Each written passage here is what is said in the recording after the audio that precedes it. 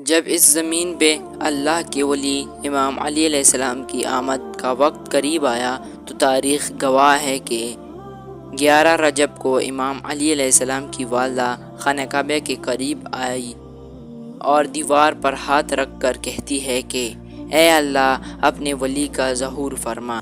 بس دیوار کعبہ کا ٹوٹنا تھا، امام علی علیہ السلام کی والدہ کا اندر داخل ہونا تھا۔ یہ منظر حضرت عباس ابن مطلب دور سے دیکھ رہے تھے۔ جیسے ہی آپ نے دیکھا تو آپ چیخ چیخ کر کہنے لگے کہ ابو طالب کی زوجہ خانہ کعبہ کے اندر چلی گئی اور کعبہ کا دروازہ کھول کے انہیں باہر نکالتے ہیں۔ یہ بات مکے سے پورے عرب میں پھیلنے لگی۔ سب لوگ دور دور سے آنے لگے کہ ابو طالب کی زوجہ جس کے پیٹ میں بچہ تھا وہ خانہ کعبہ کے اندر داخل ہوئی، وہ بھی دیوار سے۔ لوگ خانہ کعبہ کے دروازے کو کھولنے کی کوشش کر رہے تھے لیکن کسی سے بھی اللہ کے گھر کا دروازہ نہ کھول سکا۔ اس وقت پوری دنیا میں 2 لوگ مطمئن تھے، ایک حضرت ابو طالب اور ایک اللہ کے رسول محمد صلی اللہ علیہ وسلم۔ تاریخ نے لکھا عرب کی سرزمین پہ اس سے پہلے اتنا ہجوم ایک جگہ اکٹھا نہیں ہوا تھا۔ بس تاریخ 13 رجب ہوئی، سب خانہ کعبہ کو دیکھ رہے تھے کہ اتنی دیر میں دیوار کعبہ ہلنے لگی۔ سب لوگ حیرت سے دیکھ رہے تھے۔ اتنی دیر میں حضرت ابو طالب فرمانے لگے اے محمد صلی اللہ علیہ وسلم جاؤ دیکھو۔ اللہ کے رسول اپنے مبارک قدموں سے خانہ کعبہ کے اندر جیسے ہی پہنچے تو دیکھا ایک نورانی بچے کے نور سے پورا خانہ کعبہ چمک رہا ہے۔ آپ نے دیکھا کہ امام علی علیہ السلام کی والدہ پریشان ہے۔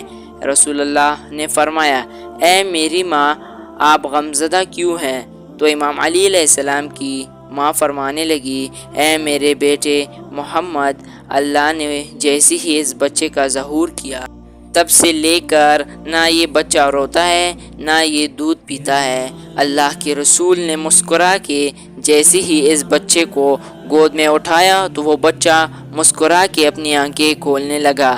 اللہ کے رسول نے اپنی زبان امام علی علیہ السلام کے منہ میں دی اور امام علی علیہ السلام رسول اللہ کی زبان چوسنے لگے۔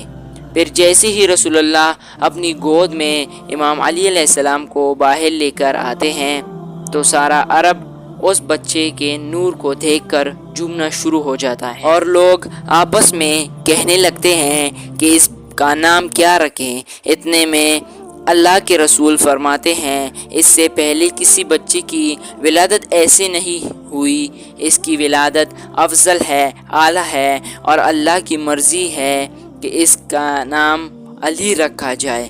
اتنے میں جناب ابو طالب امام علی کو گھر لے کر جا رہے تھے کہ ایک منافق نے پوچھا کیا وہ رسم نہیں کرو گے جو ہر بچے کے ساتھ ہوتا ہے؟ مکے میں یہ رواج تھا کہ جب بچہ پیدا ہوتا ہے تو اس کے لیے سانپ چھوڑا جاتا ہے۔ اگر سانپ بچے کو کاٹتا ہے تو وہ لوگ سمجھتے ہیں کہ یہ بچہ اپنے باپ کی اولاد نہیں ہے۔ تو جیسے ہی امام علی علیہ السلام کے لیے سانپ چھوڑا گیا تو امام علی علیہ السلام نے اپنے ننھے ہاتھوں سے سانپ کو 2 ٹکڑوں میں چیر دیا اور اس وجہ سے امام علی علیہ السلام کو حیدر کرار کہا جاتا ہے۔